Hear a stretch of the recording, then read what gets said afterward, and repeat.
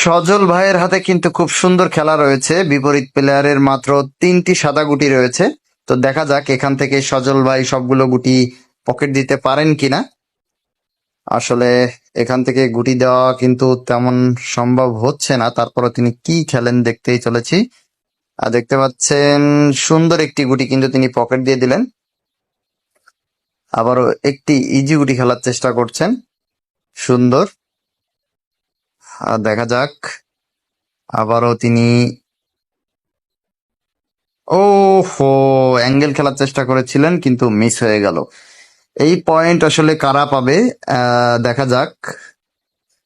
দারুণ একমার খেললেন কিন্তু খুলনার ভাইরাল প্লেয়ার, এবং কালোকে টাচ করে সাদাগুটি খেলার চেষ্টা করছেন, সুন্দর। দারুণ একটি অ্যাঙ্গেল শট সাপোর্ট নিয়ে, কিন্তু মিস। আসলে যে কে পয়েন্ট পাবে সেটা আসলে বলা যাচ্ছে না। নিজাম মাস্টারের হাতে কিন্তু একদম ইজি গুটি। মনে হচ্ছে সজল এবং মিজান মাস্টার দুইজনে পয়েন্ট পেয়ে গেল।